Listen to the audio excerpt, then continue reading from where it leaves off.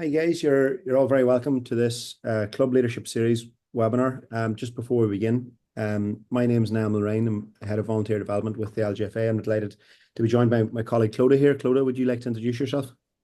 Yeah, thanks, Niall. I'm Clodagh Flanagan. I'm National Development Officer. My remit is growth and participation.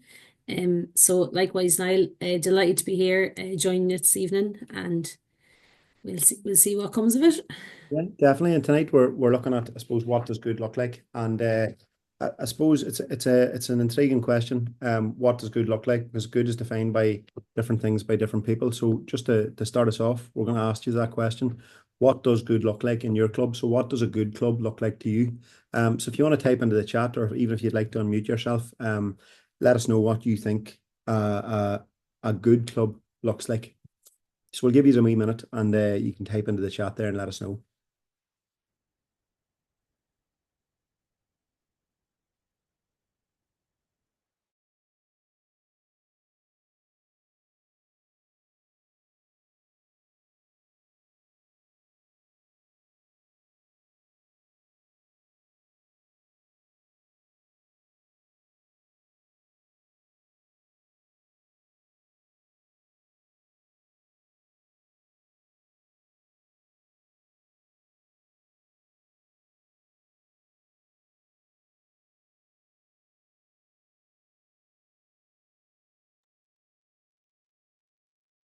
Niall, so we've a couple coming through there already straight away. Thanks to everyone. So we've got inclusive, welcoming, organized, well-run, happy community, working together, successful, everyone playing.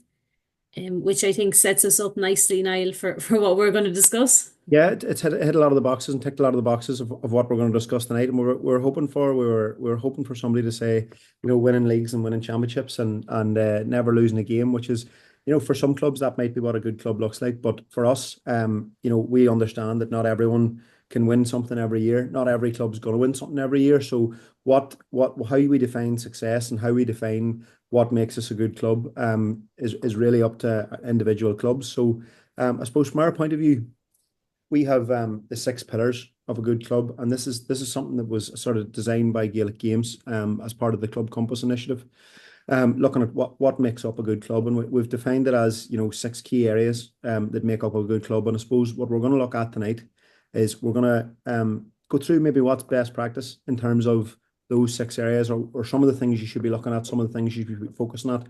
So those six pillars or the six key areas of a good club are the games, the people, the community, communication, governance, and then resources. So to kick us off, I'm going to hand over to Clodagh, and she's going to take us through the first couple of sections, and then we'll be back to me.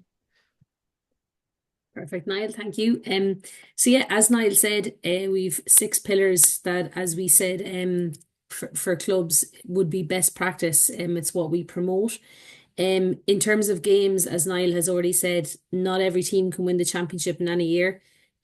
While winning is important and it is great, and for teams who do win, it's brilliant, but that's not what it's all about. There can only be one winner in each championship, in each league, in each county, and overall in the All Ireland series when it comes to it.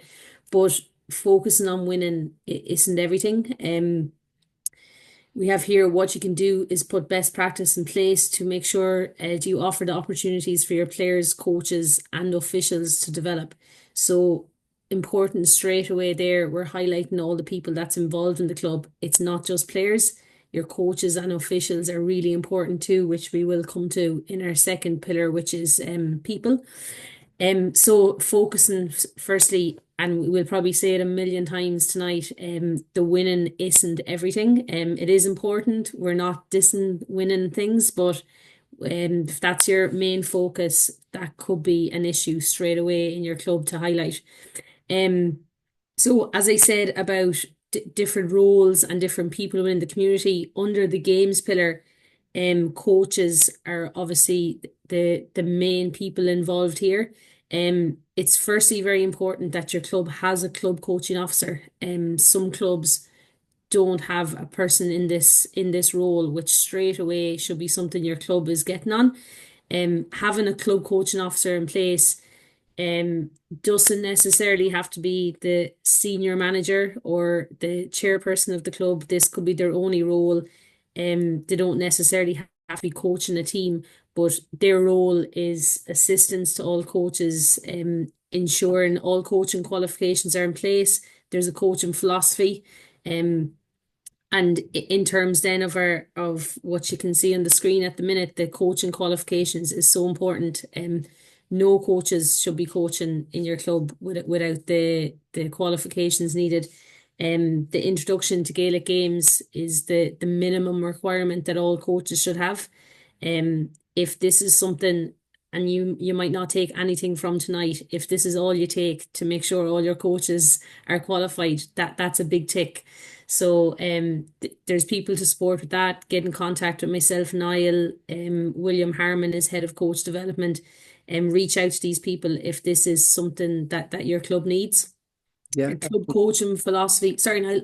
Oh, I was just going to agree with you completely there, Clodagh. Like, in terms of a club coaching officer, it's definitely not someone who, it doesn't have to be a coach, and the role of the club coach and the club coaching officer are really, really different.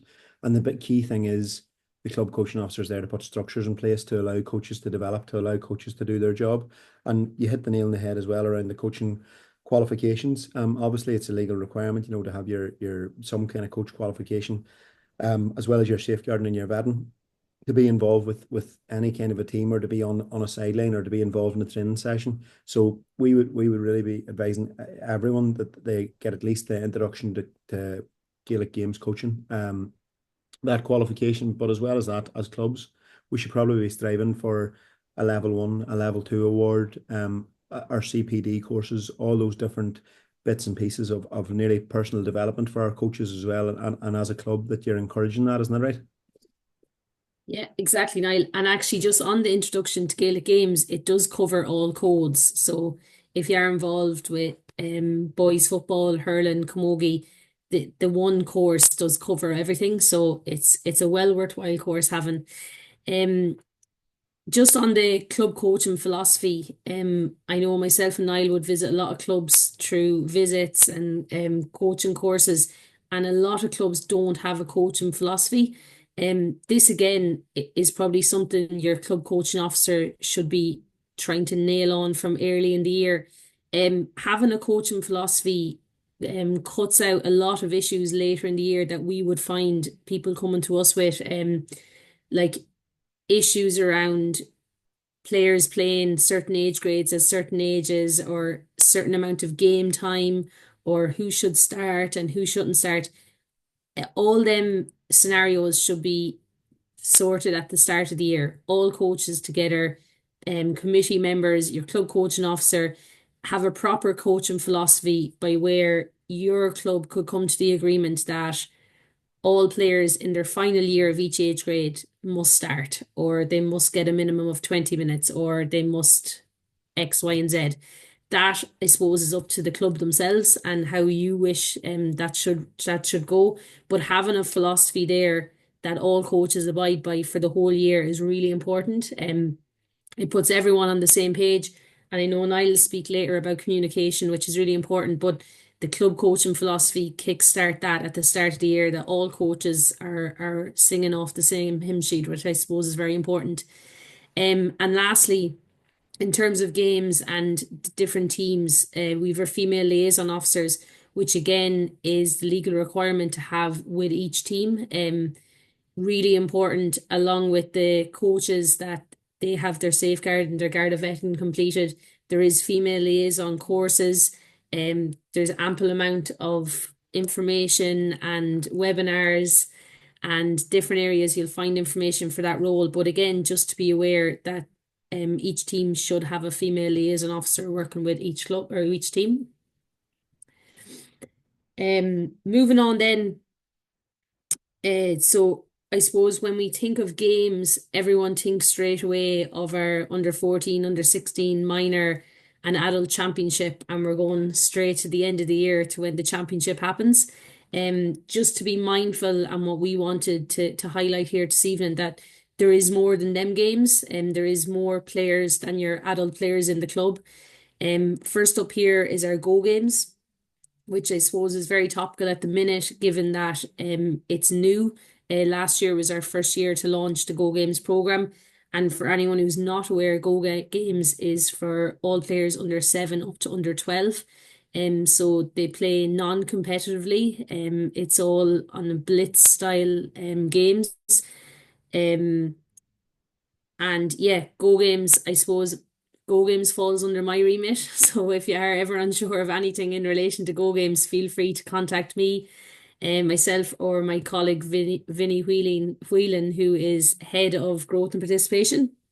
Um, Again, Club Nursery and Club School Link also fall under our remit. Nurseries are so important. Getting players from a young age in the gates, boots on, out on the field, in the hall, on your AstroTurf, whatever areas you have, are so important. If the work isn't put into nursery and Go Games age groups, then you won't have your adult players in 10, 15 years' time. So really important, while they're not going to play competitive football and win county championships to bring back to your club, these players and this cohort is so important. It's probably the largest playing cohort we have. So the coaches and the time and the energy and the resources should be pumped into that area. And lastly, we have our club school link, which again we wanted to highlight just to show that we will speak about community in a few minutes to come, but your club isn't a standalone area. Every club, every area has schools in the surrounding areas or in the town or in the village. So reach out to the schools. We do have a program, Club School Link, where the resources are all given. It's beneficial for both the school and the club in terms of personnel, training, equipment, pitches, halls, you name it. It doesn't make sense that in the summer the schools close up their pitch and their hall, and vice versa. It doesn't make sense in the winter that the clubs close their gates and don't let anyone in there. So again, another program just to signpost that it is there. It's building links within your community. It's building links with another cohort of people. So really important in terms of players, equipment, resources, and people. Yeah, and a big thing, I suppose, Claudia, like, we've mentioned coaches and we've mentioned the coaching qualifications. Like this one's, I suppose, about our players and what we should be doing as clubs who want to grow, who want to develop, who want to retain our players. And like you've hit the nail on the head again with Go Games. Like Go Games, as you say, it's non-competition.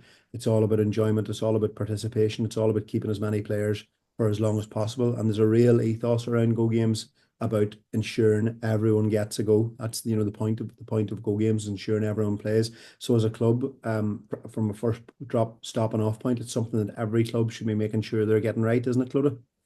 Yeah, 100%, Niall. Like, and I suppose enjoyment is the biggest thing I could hear there. Like, if your players aren't enjoying being at your club, they're not going to stay. So while it's not a numbers game and it's all about getting as many players as possible, it is about keeping as many players as possible. Yes, there's going to be players that will come at 5, 6, and 7, and football or camogie or hurling might not be for them. That's fine. But for the ones that it is for or who do enjoy it, we need to put as many things areas in place that they will stay, they'll enjoy it and they'll stay. Um, and so we've gone through coaching and we spoke about players in that area. And I suppose the last area in terms of the club is referees. Obviously, without referees, our games won't go ahead. They are vitally important to the game. There's a lot of support has been put in recent years towards helping referees, recruiting referees. It is becoming popular at the minute to become a referee. I know we have found on our side, Niall, we are getting more and more referees every year, which is brilliant. But from a club's perspective, what can you do to help referees? Ideally, each club will have their own referee. If you don't have a referee, the referee support still needs to be there. How you treat referees coming to your club, how you encourage people in your club to become referees. If you're a club that abuses referees from the sideline. Is someone in your club going to want to join a local referee, become a local referee, join the club or the county board as a referee? So I suppose the respect and the treatment, the support of referees needs to come from the top in clubs. How you treat referees is how people will see you as a club as well. And the last one there we have is Go Games referees. Again, we've spoken about Go Games in the previous slide and how important it is. When it comes to Go Games, everything is in a blitz style. So you could have 10 games on the go at the same time on a Saturday morning in your club. So how many referees is going to be needed for that? There is a Go Games referee module. It's self-paced. It's on the GAA e-learning site. You'll find it on Tubber. For anyone who's not aware, please log on and create an account. There's the world of information there. You can do this yourself in an hour. It's free, very easily done, loads of information. And once that's done, you can go and referee non-competitive games at Go Games level in your club. You could help at training games. It's really beneficial. You might be a parent that hasn't the time for coaching or hasn't the time to become a committee member. However, a Go Games referee is only an hour each Saturday morning or whatever weekend that your club is hosting. So again, trying to recruit referees, it is beneficial for your club to have a referee. And when it comes to rules, when it comes to coaching, again, we spoke about the coaching philosophy. I know if I was part of a club that had a referee on board, I would be pulling them in for that coaching meeting at the start of the year. I'd be running through rules. Coaches who know the rules are far better coaches that don't. So just to be mindful that when it comes to games and clubs, it's not just players. Coaches and of course referees are vitally important too. Yeah, and the big thing I suppose, Clodagh, is that as you said, the respecting around referees, that we're treating referees well, but even that we have referees, and if we have a referee in the club, that we're treating them almost like a player, like a coach, as someone who needs support, someone who needs help training, someone who needs recognition for what they're doing, the same as any other volunteer within your club, like a club officer or a coach or whatever it may be. And as you mentioned, the Go Games referee module is there, and I think the uptake on it has been around 6,000 or 7,000 people at this stage have taken part in that. So that's brilliant as well. Exactly, Niall. And I suppose as we move on from referees, our biggest statement is they're people at the end of the day, which moves us nicely to our second pillar, which is people. So of course, without people, without volunteers, and I know myself and Niall, while we're staff, we're both volunteers in our own clubs too. I suppose most of our conversations nearly revolve around our own clubs and the work we're doing on a volunteer basis as well. So people are the lifeblood of our clubs. Without the officers, without the volunteers, without the supporters, the club is nothing really. So a good club is one that offers support, respect, and welcoming environment. If you are on a committee, if you are a coach, if you've been a player in your club for the past 20, 25 years, that's brilliant. But you don't own the club is something that really needs to be taken on board. You don't own the club. It needs to be welcoming. It needs to be opening the gates, the doors, everything always needs to be open. It's for the community. It's for people to join. It's for people to support. Respect, and I know we spoke about respect towards referees, but respect towards people within the club, people wanting to join the club. They might not be from the area. They might have just moved to the area. They have as much right to be a part of the club as you do. If you've been there and your parents have been there and their parents have been there and maybe their parents started the club, new people are brilliant for clubs. Sometimes it can be hard to pass on the reins and to let new people in, but new blood is brilliant. It's what we need. I've seen it here in my own club. We've so many new people joining, and it only brings the club from strength to strength. So don't be afraid to let go. Don't be afraid to let people in. The more people you have, the stronger the club will be. So I suppose in terms of people and how do we get people and what do these people do when they come to our club? So a recruitment policy, volunteer coordination and role descriptions. And I know if you're ever struggling with any of these, Niall Mulrine is the man to ring. But the recruitment and how you go about recruiting people for your club is so important. Don't just ask your buddy because you know that they'll agree with every motion you put forward at every meeting. Um, Recruiting people and how you recruit people is so important.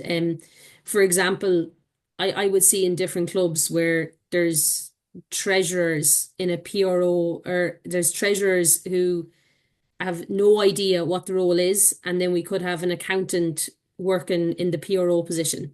And that to me would question how these people were recruited. Um, the first thing when I meet someone is I'm asking what their job is and how we can relate that to one of the roles on our committee. So it's really important when you are recruiting people that you're recruiting the right people for the right reasons in the right role. Um, so not just picking someone for whatever reason, and I suppose as well, not just picking someone for a role to have their name there. You're better off having no one in a role than just having a name there for the sake of filling a position. If you are on a committee and you find you're the person that gets stung with every job, then a serious recruitment drive needs to be done there. And as I said, there are loads of resources online. Again, myself and Niall are there to help if there is anything we can help with. The volunteer coordination and then the role descriptions. I suppose what's really important with role descriptions is if you've been asked to take on a role or you're asking someone to take on the role, that you know what the role is. Don't just think because it looks like this or it sounds like this. Again, if you Google LGFA roles, you'll find a detailed description for every role there is. So I suppose when it comes to volunteer coordination, again, like I said earlier, it's finding the right people for them roles. But knowing what the roles are is really important too. Yeah, and I think a big thing, Clodagh, what you're saying is in terms of recruitment policy, making sure there is some kind of a plan in place, same as you would for your coaching, same as you would for other aspects, maybe finances in the club, that you're actually having a direction, having a thing you're all going after in terms of recruitment of volunteers. That ties in with, coordinating who's doing that recruitment, who's helping volunteers, who's supporting volunteers in the club. And that's one thing we would advise, having that volunteer coordinator, even creating a role for someone whose specific job is looking out for volunteers in the club. And as you said, Claudia, any role description and every job under the sun in terms of club officers can be found on our website. Yeah, thanks for that, Niall. And on the volunteer coordinator, as Niall said, hugely important in the club. Don't wait till the end of the year to realise everyone's stepping away and what are we going to do next year. And I suppose new officer inductions, officer training, and succession planning is huge as part of that role. Don't just get someone to take on a job and say, that's me done now, off I go. Showing people what the role is, how it's done, letting them know the resources are there. I know for myself and Niall, it's easy for us to say all the resources are in such a place because we know they're there. If you know they're there, don't be afraid to tell someone else. People new to Gaelic games, people new to ladies Gaelic football don't know where this information is. They don't know that all these resources are available. Proper officer training. And I know there's webinars each year for each role that there is. You can watch back webinars that have been previously recorded. Again, there's detailed descriptions, there's role descriptions, there's people's names, staff with the organization who can help with each role. So don't be afraid to give proper training, to allow time. It could be something your club organises in an evening. We're all going to meet for whatever reason. And then obviously succession planning is also important. There's vice roles there for a very good reason. For example, if I'm the current secretary and in my head, this is going to be my last year and I take Niall in as my vice secretary, then this year is me showing him how this works. This is how I do it. This might work for you. So that when I leave, there's a proper succession line there. It's not just I'm leaving my role, I'm leaving the club and they're in the lurch. Again, it's not about you, it's about the club. don't think if you leave and everything falls apart that you were brilliant. That doesn't help the club. That doesn't help anyone. So with that in mind, And it's um, totally like our players, we're going to eventually have new players on every team. There's going to be people move on. There's going to be people retire, take a step back, decide not to play for whatever reason, or there's going to be new players, younger players that come through. The same with our club officers. There's constantly new people who are coming and getting involved in clubs, and as you said, it's what you want. You want new people, you want fresh ideas. And one big thing, I suppose, in this is we've launched the LGFA Administrator Pathway over the last number of months, and we're seeing massive uptake and people getting involved in that. And as you said, you could organise training in your own club, but the pathway gives you self-led modules for every single officer role you can think of. And there's actually modules for the role you're doing at the moment, or a role you might want to do in the future. So even at county, at provincial level, there's role inductions and officer training for all those roles as well, and that can be found on the Gaelic Games Learning Portal, Tubber as well, or you can get a link to it through our website if you look up the LGFA Administrator Pathway. Perfect. Thank you, Niall. And then lastly, just in terms of people and the people we're working with, it's while we do the job on a volunteer basis and it's enjoyable and it's fun and it's social, it is important too that we have all the legalities in line and the proper boxes ticked, both to protect our players and you yourselves, the volunteers. So the code of behavior, vitally important. If this is something you haven't seen before or haven't heard before, then your club needs to get on this. Each club should have a code of behavior. Again, it's something we can help with. The LGFA have our own. We can help with whatever there. Your designated liaison person. Again, legally, your club must have a DLP. Again, this shouldn't be a person who is the chairperson, the secretary, the treasurer, and the PRO on certain evenings. Ideally, this person is a standalone person, or at times does be the chairperson. But this shouldn't be a person with loads of roles. It also shouldn't be your children's officer. This person needs to be different to your children's officer. And then safeguarding and vetting. At this stage, we shouldn't have to explain this. Again, if any of these words on the screen at the minute are new to you, then it's something you need to sort urgently. Safeguarding's done in person. It's a 3-hour course, vitally important, as I said, to cover yourself. And then the vetting is very, very easy done. It's done through Fern and it covers you for 3 years. The same with the safeguarding. So like we said earlier with the coaching, you get this coaching course done. It's done for life, and then the safeguarding and the vetting every 3 years. You only have to worry about that. So, this is the time of year, January. Everything's going to be kicking off in the next couple of weeks. So, if you are a coach or a committee member, get these boxes ticked ASAP. Yeah, and I suppose the big thing about the DLP, as you say, like ideally, it's someone who I suppose has the skills to be able to do that role as well. It's important to note that once if you don't designate someone as a DLP, your chairperson will automatically be designated as the DLP. But as you say, Clodagh, they might have a whole host of other roles as well. So if you have someone in your club who would be really good at being the designated liaison person, and it could be somebody that maybe works in that kind of field as well, they would be ideal for that.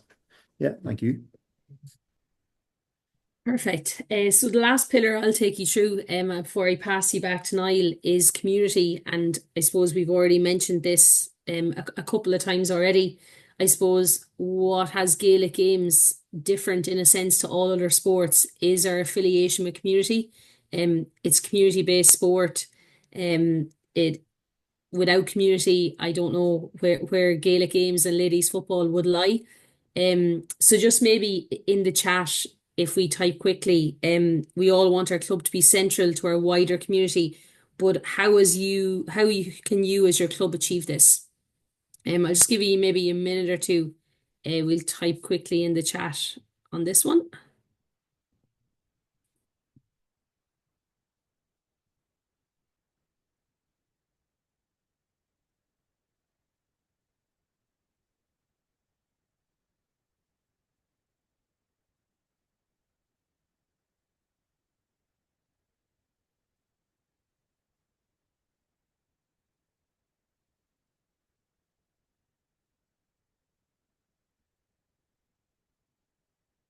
Perfect. So there's a good few comments coming in here.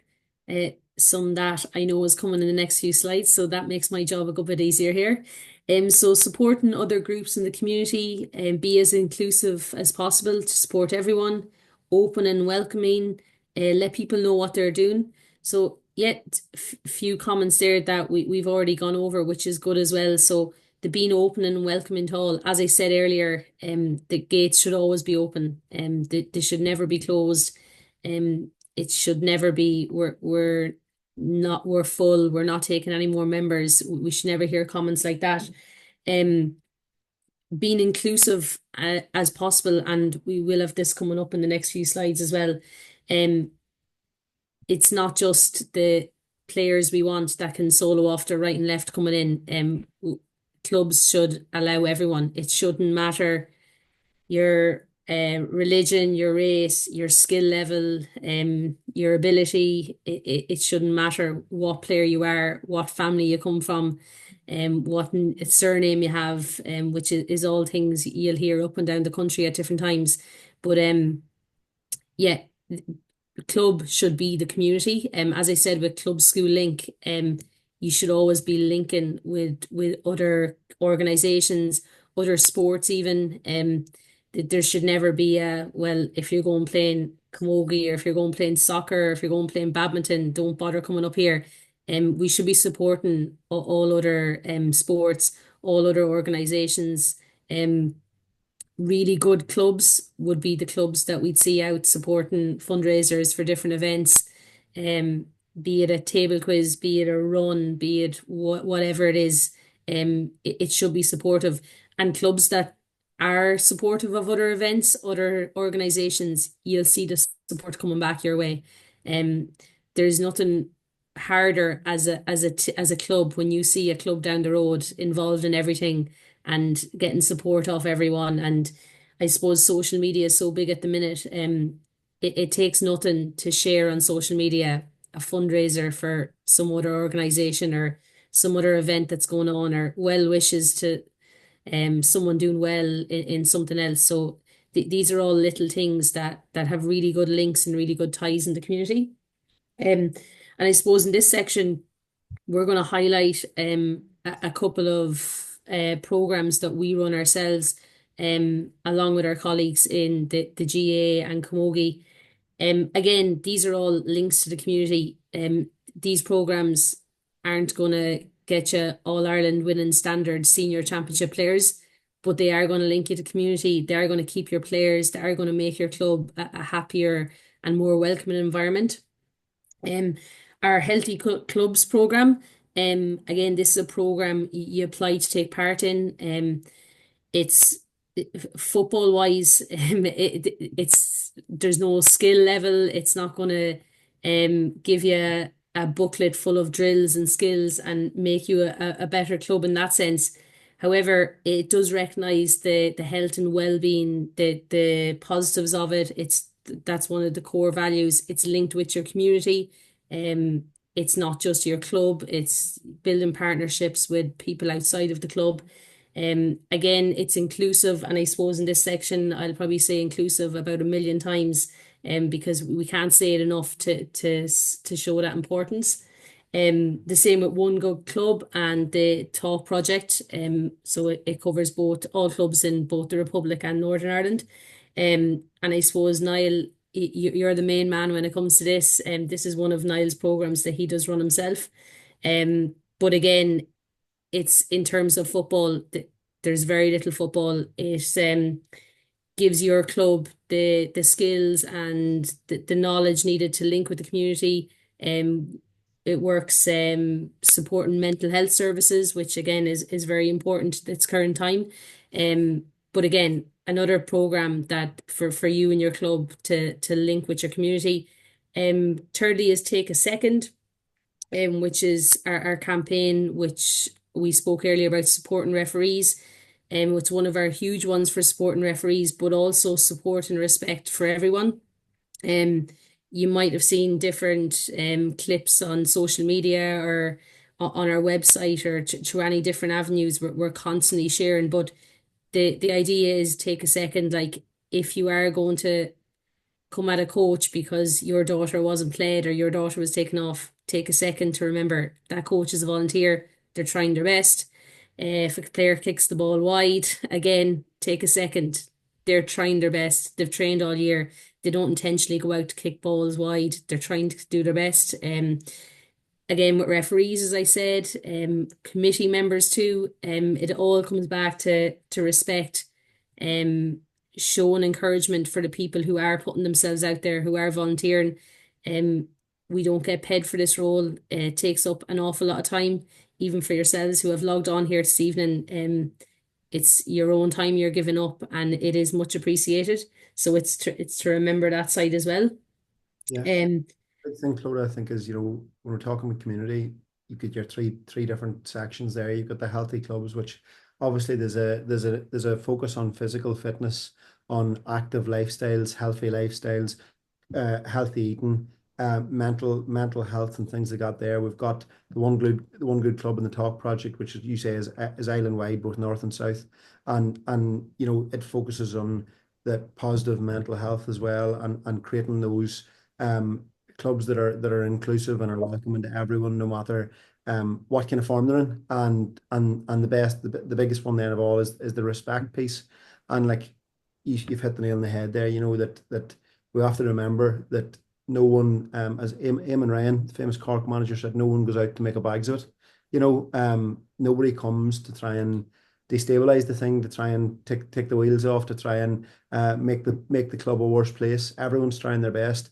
Everyone's here for the right reasons. Everyone's trying to make the thing better. And sometimes we do have to take a second, and there might be a situation where you don't agree with someone in a committee meeting. There might be a situation where you don't agree with the refereeing decision, where, as you pointed out there, maybe a coach hasn't picked your son or daughter.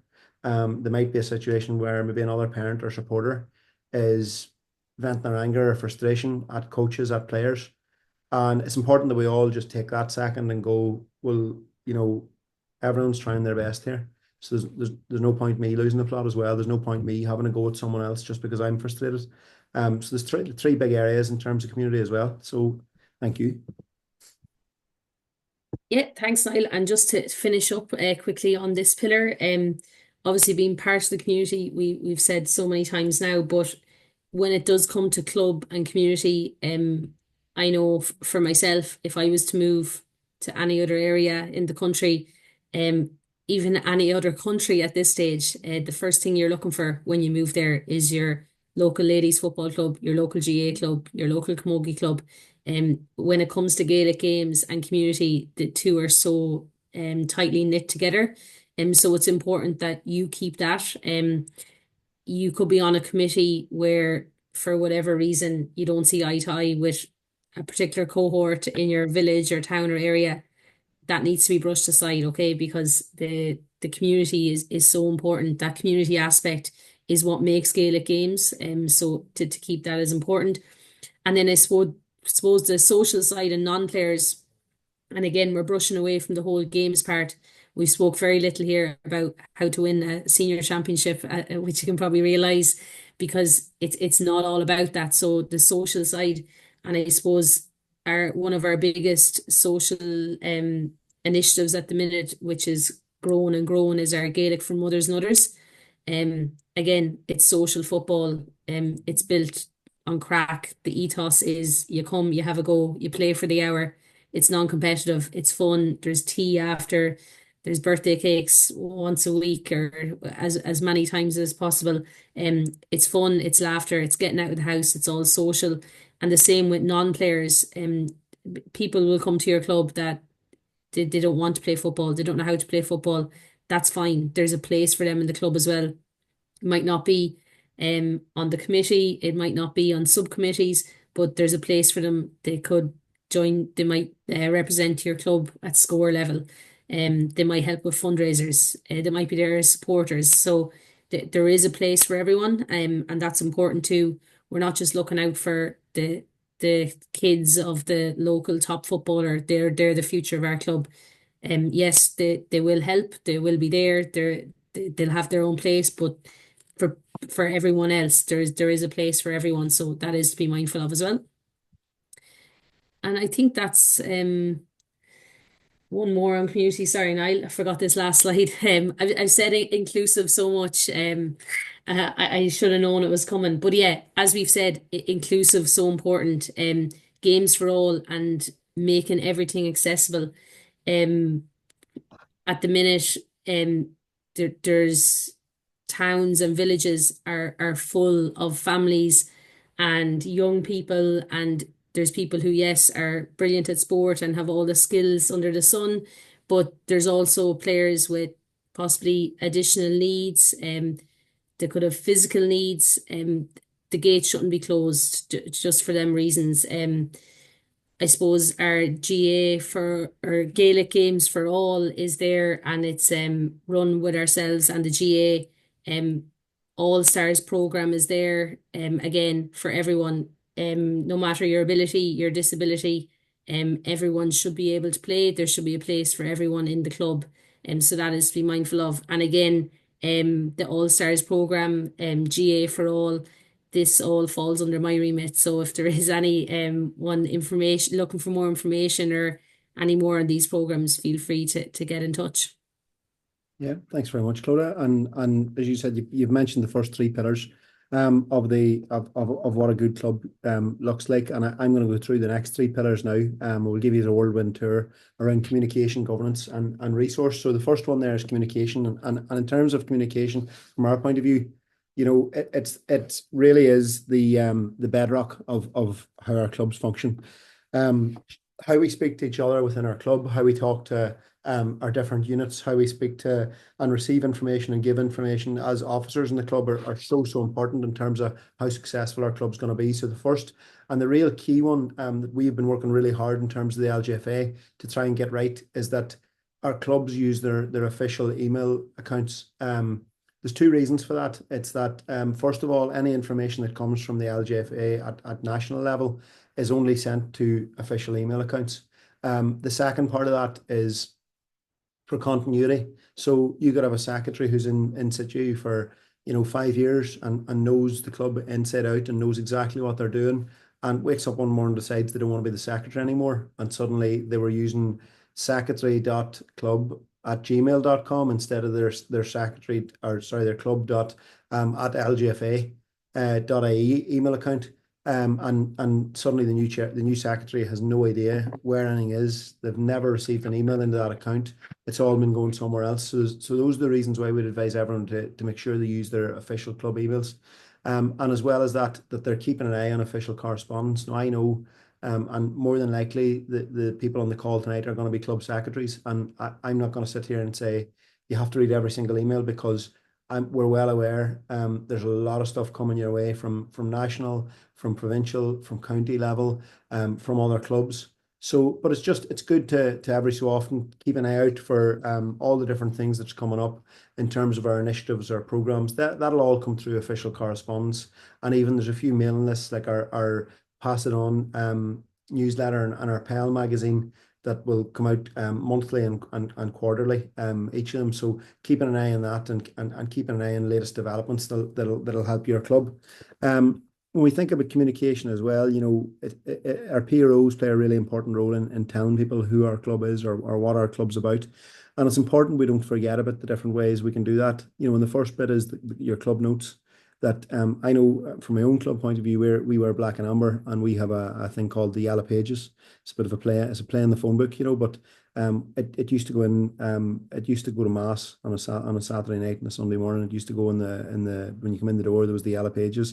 It used to sit in the bar, and it used to sit in the shop, and people picked it up. And I know people from far afield were asking for the Yellow Pages, and if it didn't come out one week, you'd soon know about it. So if you're doing some kind of club notes, whether that's send that to a local paper or some kind of local newsletter, that you're making sure you're keeping that up to date. The same with your social media, and I know we do have different webinars that we run around the use of social media, and our administrator pathway has a few things on that as well. But if you have social media accounts, if you have your Facebooks, your Twitters, X or Instagram, things like that, that you're using them in the right way, that you're updating them regularly, you're posting regularly, you're keeping people up to date regularly, and that you have someone dedicated to looking after that as well.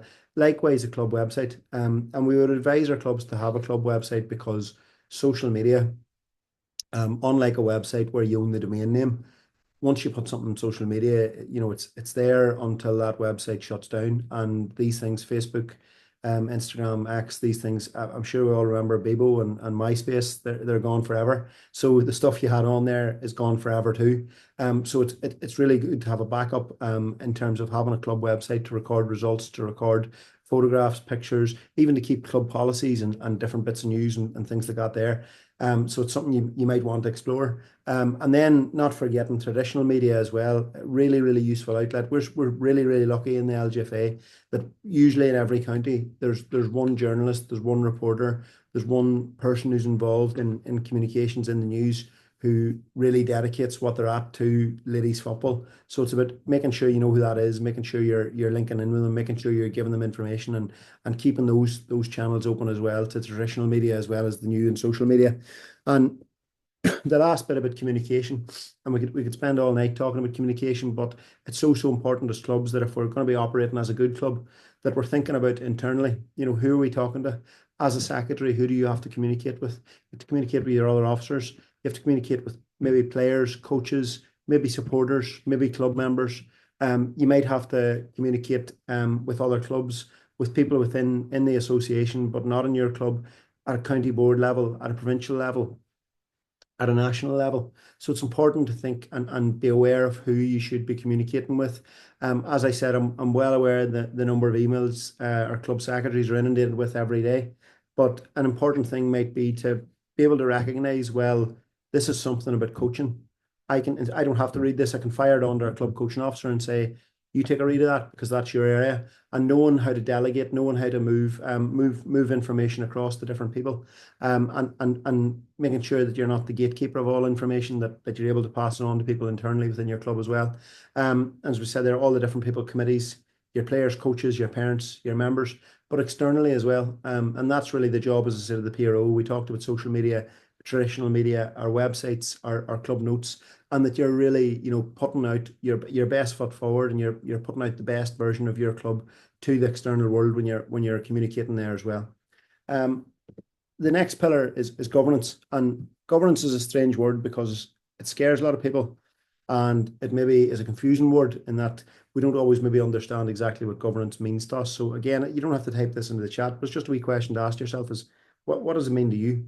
From our point of view, governance in the LGFA is making sure an organisation is run effectively. And for us, it's the process of how we run our sport, make decisions and ensure that it is properly accountable.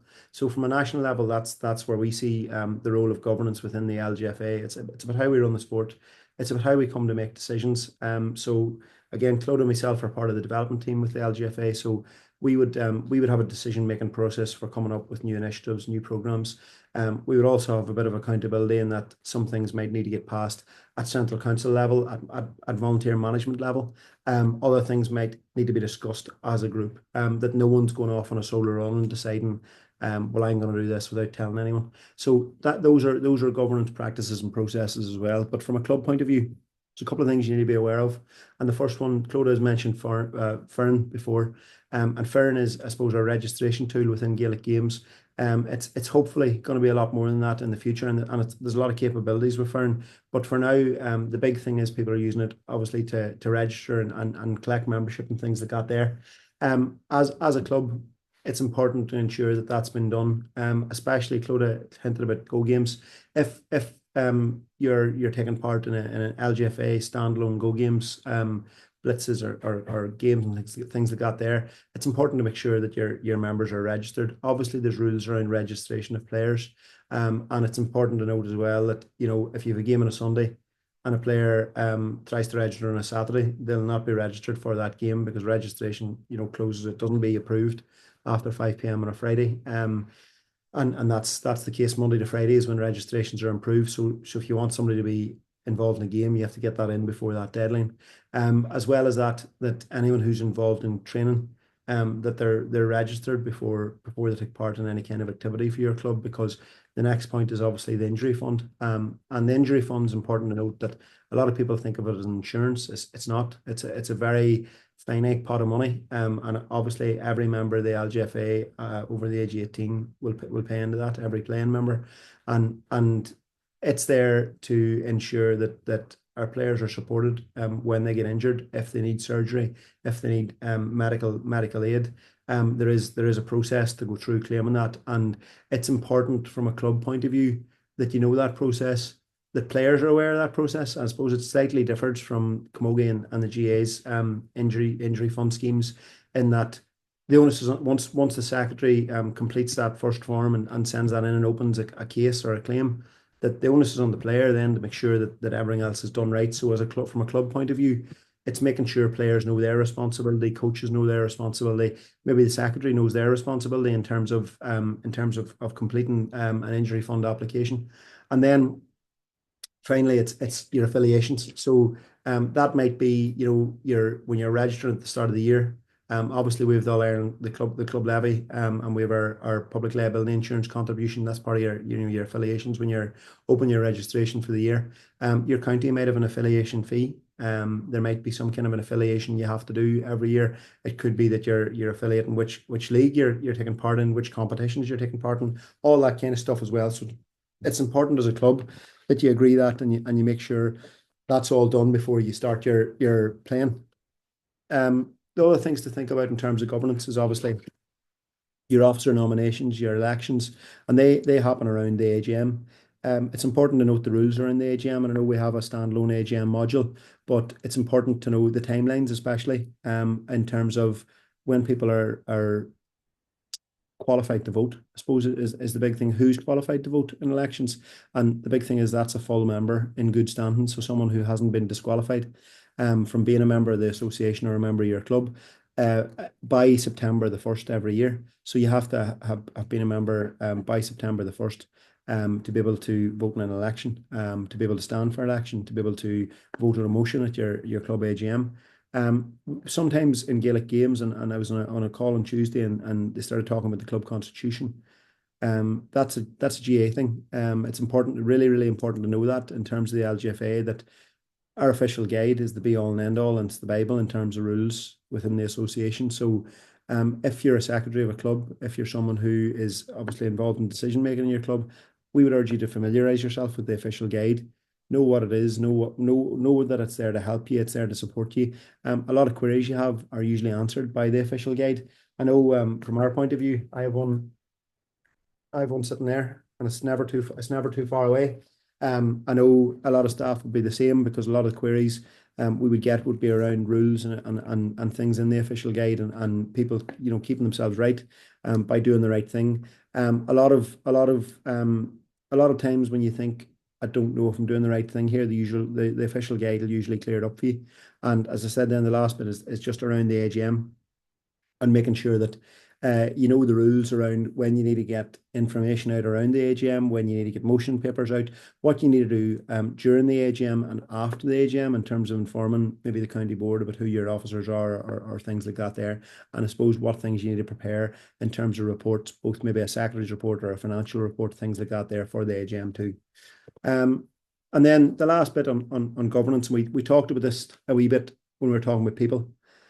One thing we want to try and avoid within our clubs is duplication. That first of all, that the two people aren't doing the same job. The two people aren't doing the job twice, but also that somebody's not doing two jobs. There's two sides of that. We know that our volunteers are really, really committed to the LGFA. We would have a high proportion of long-term volunteers, which we would class as being involved for 3 years or more. And the last thing we want to do is have someone really frustrated because they're snowed under with work. So it's something to think about as a club, that you don't have someone doing maybe more than one role. And I know that's easier said than done in practice. But it's something you should really look out for, is making sure you have the right person for the right role. Just because a role's empty doesn't mean one of our maybe volunteers or one of our club officers feels they have to step in and do that as well as their own role. Sometimes it's better to leave it empty and wait for the right person to fill it, rather than just getting it done. And it's about thinking about the bigger picture. While our secretary is also doing the PRO's job and maybe also doing the registrar's job, they probably don't have time to do their own job. So it's important to think of the bigger picture, think about how you can grow your club and make sure, as I say, with the right people in the right position, and we're not duplicating what we're doing as well. And then I suppose finally, the one we maybe all want to talk about is the finances, is the resources.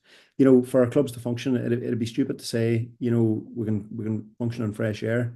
Clubs do need money to survive. They need money for the day-to-day costs. They need money to be able to function. And we have to resource them, and that's a really, really important part of club life as well, is being able to do that. But also, while not a lot of standalone ladies football clubs would own their own facilities, we do have some really, really important things in terms of heritage, in terms of culture, in terms of identity, and they're all resources of our clubs, and we need to protect those as well. Protect our reputation as a club, protect as our identity, and if we do, if we're part of maybe a wider Gaelic Games club or a one club model, that you're protecting the resources you have in terms of facilities and things like that as well. Some things we would advise you to look at, if you're not already looking at, is financial reporting. That's monthly and annually. So in terms of our treasures, that you have a monthly report at every meeting, like a profit and loss, how much was taken in every month by the club, what was spent by the club, and doing that every month or doing that for every meeting will make it much easier for you to be able to do that report at the end of the year. Budgeting is another thing we're advising clubs to look at, and it's something that we probably haven't got the hang of it yet. In a lot of clubs that we sort of just wait for something to come up, and then go, oh God, how are we going to get the money for this? Whereas if we haven't mentioned it yet, and this is where we're going to talk about winning championships, if you do feel that your club is going to compete and going to be in a county final, or potentially going to move into provincial competition, well, it would be unwise to be surprised when that happens then, and making sure that if that's the plan for the year, that you're budgeting appropriately. If you're going to put in two teams at every level, that you're making sure you have enough money to run a bus for two teams to go to two different games. And even in terms of resourcing that you have enough coaches, you have enough volunteers, you have enough things to make that work. And then finally, the thing we would say about the finance side of things is don't leave it up to one person. We always talk about being busy at the minute in general life, and a lot of people are far too busy to be involved in a ladies football club. But luckily we've loads of people who aren't too busy and always will make the time, and treasurers are some of those people. But the finance subcommittee could be a place where you can maybe get those people that are too busy to lend a hand, and they could be part of a finance subcommittee in terms of making sure your reporting and your budgeting is in order. But they could also be someone who takes part in fundraising and be a member of a fundraising committee. And again, like budgeting, that you're planning out your fundraisers every year, that you're not springing up to you and say, we've got a bill here, we'll need to do a fundraiser. That you're sitting down and saying, right, here's what we're going to do for the year. Here's how we're going to make money this year. Here's how we're going to bring in this money this year. And as well as that, thinking about sponsorship.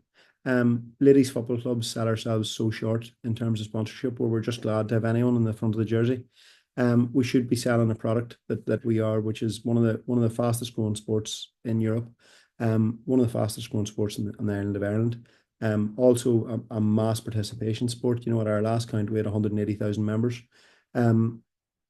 And that should be worth something. As Clodagh said, the levels of involvement in the community, we're the heart of the community, what we're doing in terms of health and well-being for people in the community as well. We should be looking at our sponsorship models and clubs, and there is a module that looks at sponsorship, a standalone one as well. So we'll not get into it too much tonight, but it's something maybe to review and look at in terms of your club too. And then finally, as I said, we have to think about our resources, not just in terms of what we have monetarily or physically, or what we can build or what we can keep. Sustainability has become a massive thing for a lot of our clubs, and even if you don't have your own facilities, the sustainable practices that you can take part in, such as maybe not using single-use plastics, having water bottles that are multi-use or reusable for your players, things like that there, but not using plastics, having water retention, and maybe water recycling within your club, having just different ideas about how you can be as sustainable as possible. And we also are involved obviously in the Green Club initiative, alongside the other Gaelic Games sports. And the Green Club Initiative really focuses on that sustainability piece. So it's one to look out for as well. In terms of what we've talked about tonight, we are backing it up with resources, with things to help people. So you can see on your screen at the moment all the different guidelines, all the different supports, all the different resources that are available to help you. These will all live on the LGFA website. So you can see the Go Games guidelines, nursery club nursery guidelines, the School Club Link programme, the Gaelic Games player pathway and the Gaelic Games coach pathway. There's information on there as well on those. There's role descriptions for every role at club and county level on the website. There's the volunteer recruitment and retention toolkit, which talks about a volunteer coordinator, talks about recruitment policies and those things we talked about earlier. And then we've got the LGFA administrator pathway, which looks at club officer training. We've got our healthy club guidelines and our green club guidelines, and also our club planning program, which looks at sustainable and club development plans.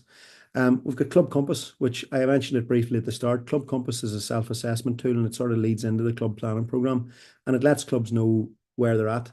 And I suppose the 6 pillars we've talked about and all the stuff we talked about within those 6 pillars, if you do that, you'll be in line for an accreditation through the Club Compass program. So that's something that's open to all Gaelic Games clubs from every code, that they can go and get accredited through the Club Compass program. We've also got the LGFA Hub, which is the hub of information on our website. It's the one-stop shop for clubs in terms of all this kind of development support. And then there's Tubber, which is the Gaelic Games e-learning site. And again, there's so much information on there, from everything from coaching to refereeing to administration. There's everything on there as well. And then finally there's the LGFA YouTube channel, and we record all our webinars, we record all the different initiatives and programs we would undertake, and they all live on the LGFA YouTube channel. So it's a really, really useful resource as well, even if you want to watch back the likes of tonight's webinar. In terms of next steps for you as a club, I suppose the first thing you need to decide is where does your club measure in regard to what does good look like? What does good look like for you? We would advise you to meet as a committee and discuss the key things we've talked about, the key areas, the 6 pillars, and then be honest. Your club will be doing some really great things in some of the areas of a good club, and some of those 6 pillars. So you all ask yourself, what can you do better? And that's the only place you develop and you grow, is when you know where you can improve on. And then the big thing we would advise you to do as well is always be reflective, because that's where learning happens, when you're reflective, and have reviews, and look at what you're doing, continuously, and always have those, maybe at the end of the year, maybe at a midpoint in the year, where are we at? Are we still doing things well? Are we doing the things we agreed we were going to do? And when you're happy with that, that's where your club is a good club, or that's what a great club looks like. So look, that's it from us tonight. Just if you have any questions, we'd be happy to take them now. If not, thank you for listening to us, and thanks for taking part in this evening.